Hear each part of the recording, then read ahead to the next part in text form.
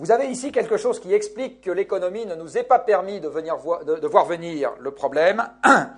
C'est tout simplement le fait que le prix réel de l'énergie, donc le prix réel de mon esclave énergétique dont je parlais tout à l'heure, dégringole depuis 2 siècles, malgré l'impression contraire qu'on peut avoir de payer par exemple l'essence à la pompe de plus en plus cher.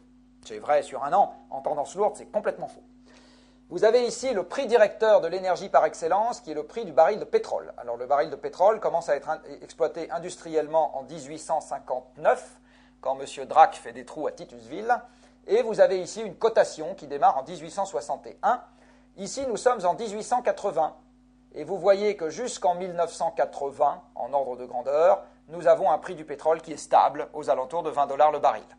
Pendant un siècle, pendant lequel on a fait les emplois d'aujourd'hui, fait les infrastructures d'aujourd'hui, fait les logements d'aujourd'hui, fait les pratiques industrielles d'aujourd'hui, etc., le prix du pétrole est relativement stable, et avec lui, le prix de l'énergie de manière globale, pendant que le pouvoir d'achat du consommateur moyen en Occident fait ça.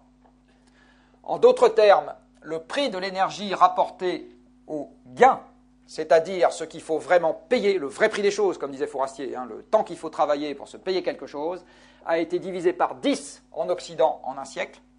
Et avec le facteur 2 à 3 d'efficacité énergétique que nous avons eu là-dessus, ça veut dire que le prix de mon esclave énergétique, il a été divisé par 20 à 30 en un siècle. Et c'est pour cela que le travailleur occidental moderne, qui ne dispose pas de plus de 24 heures aujourd'hui, il n'a pas plus de temps aujourd'hui qu'il y a 2 siècles, peut, avec le même temps quotidien, que même M. Sarkozy n'a pas proposé d'augmenter, se payer sa centaine d'esclaves énergétiques, alors qu'à l'époque, il pouvait s'en payer 2 ou 3. Voilà. Et le prix de l'énergie gouverne de manière absolument structurelle l'organisation du système industriel et du système socio-économique. Voilà une autre illustration de ce que j'avance. Vous avez ici le prix exprimé en minutes de temps de travail par litre de l'essence TTC à la pompe en France. On pourrait faire exactement le même calcul dans beaucoup d'autres pays occidentaux. Vous voyez qu'en termes réels, le prix de l'essence a été divisé par 2 à 3 et n'a pas du tout augmenté sur les 35 dernières années. Quand on vous disait le prix de l'essence à 10 francs, ça va faire des émeutes, on oubliait juste que dans le même temps, le pouvoir d'achat allait augmenter considérablement plus vite que le prix de l'essence. Ce qui s'est passé. Donc en fait, le prix de l'essence en termes réels aujourd'hui est très inférieur. Et comme je le disais tout à l'heure, ce qui a augmenté, c'est notre dépendance, et ça va évidemment poser des problèmes à l'avenir. On ne voit pas venir le problème dont je vous ai parlé, parce que tout simplement, les indicateurs dont nous nous sommes dotés sont construits pour ne pas voir venir le problème. Vous savez que au commencement, l'Esprit de Dieu flottait à la surface des eaux, et plus sérieusement, au commencement, vous aviez une planète sans hommes, avec un stock initial de ressources non renouvelables, des minerais, des hydrocarbures, des sols, qui mettent de l'ordre de la centaine de milliers d'années à se reconstituer à partir de la roche nue, donc on peut considérer que ce n'est pas renouvelable, etc. Apparaissent les hommes, qui prennent une partie de ce stock, avec bien évidemment une partie renouvelée, celle-là je ne la mets pas dans mon calcul, donc une partie de ce stock, et qui font des objets manufacturés que vous voyez ici. Et puis, au fil du temps, vous prenez également des ressources passées et du temps de travail passé, donc le système boucle un peu sur lui-même pour accroître cette production, c'est l'investissement en capital. Vous piochez de plus en plus dans les stocks non renouvelables en mettant de plus en plus de travail avec ça, et vous avez de plus en plus d'objets manufacturés, etc., etc. Et puis, depuis l'origine des temps, on ne compte que ça. Le PIB, c'est un empilement de salaires et de rentes. C'est-à-dire, c'est juste la mesure du flux humain qui permet de passer du stock initial au produit manufacturé. C'est juste ça, le PIB. Le PIB ne comporte rien pour la dotation aux amortissements là-dessus. Rien. Si on faisait un compte d'exploitation de notre système, on aurait ça en plus, ça en moins, et passé un certain niveau, optimum, alors on aurait un résultat d'exploitation négatif. Quand vous faites une comptabilité reconstituée de cette manière-là, vous arrivez à la conclusion que le monde a probablement passé son optimum dans les années 70. Suffisamment de produits manufacturés pour que ce soit un vrai bénéfice pour ceux qui en profitent, pas encore suffisamment de dépréciation de l'environnement pour que ce soit une gêne pour tous. Là, on est probablement passé derrière le point optimum, et il y a des optimums partout dans les systèmes physiques non linéaires. Il y en a un pour votre poids, il y en a un pour votre âge, et il y en a un pour le PIB mondial. Donc, c'est un peu comme si vous, dans votre comptabilité interne à SPI, vous disiez, je ne vais compter que la masse salariale et le stock de bobines de cuivre, 0. Je ne compte pas. Donc on me donne au début un stock de bobines de cuivre, je n'ai pas le droit de le réalimenter, et tout ce que je compte, c'est ma masse salariale.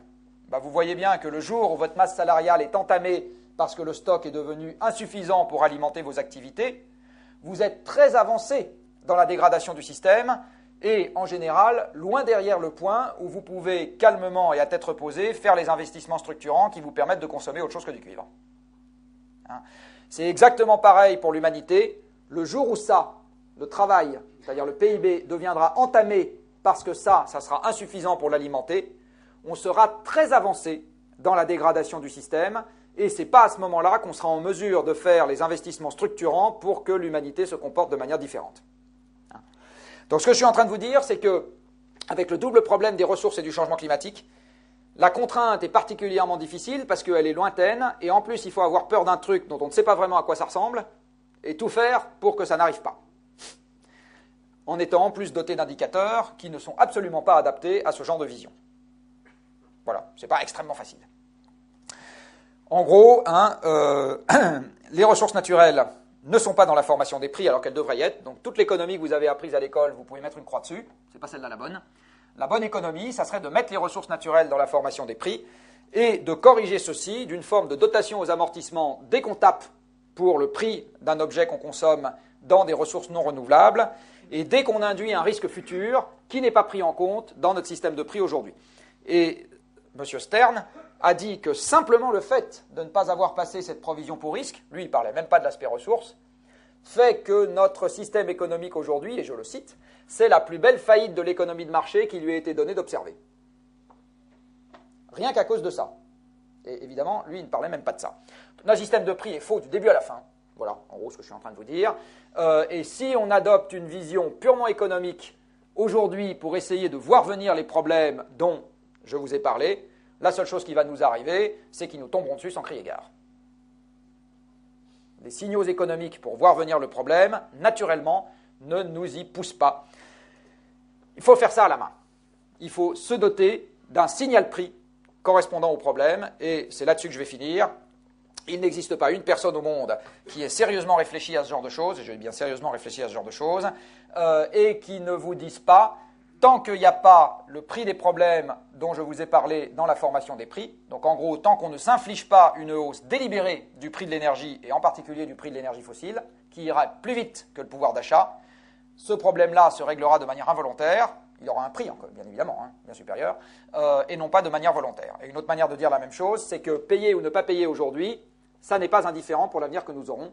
Il est bien évident que si on doit payer pour le même avenir, personne n'est d'accord. Par contre, ce qu'on a beaucoup de mal à comprendre et beaucoup de mal à expliquer, sauf quand on a 1h30, et c'est pour ça que j'en remercie Gaussier-Louette, c'est qu'il faut bien comprendre que payer aujourd'hui ou de ne pas payer aujourd'hui la prime d'assurance va avoir un effet majeur sur la manière dont l'avenir se présentera. L'avenir va foncièrement dépendre de ce que nous accepterons de payer dans les 20 ans qui viennent. Et en gros, le débat auquel je vous invite maintenant est de savoir si, après cette première partie de l'évolution de l'histoire que nous avons connue, on va retomber dans quelque chose qui n'est pas très loin de ça. Voilà, il ne faut pas demander à nos femmes parce qu'elles vont expliquer qu'à 19h tous les soirs c'est le cas. Ou bien est-ce qu'on va vivre une période qui sera, voilà, ça pour la partie masculine de l'Assemblée, je pense que ça vous intéresse beaucoup plus, qui va ressembler à l'évolution du haut, c'est-à-dire qu'on va savoir trouver une forme de transition. Mon sentiment, c'est qu'on va se situer quelque part entre les deux, c'est-à-dire qu'on n'aura pas ça. On ne va pas conserver le monde dans lequel nous vivons aujourd'hui en volume et en prix quand on sera derrière le pic de production des énergies fossiles, pour des raisons physiques, pas pour des raisons idéologiques, mais que par contre, si on s'y prend bien, on doit quand même pouvoir éviter ça. Et en particulier éviter ça en ce qui concerne ce qu'étaient les systèmes politiques de l'époque, parce que je vous rappelle quand même qu'on a tous appris en cours d'histoire que l'histoire humaine, ça n'a pas été un long fleuve tranquille, et que quand il a commencé à y avoir des tensions ici et là, assez souvent, ça s'est mal terminé. Et là-dessus, je vous remercie.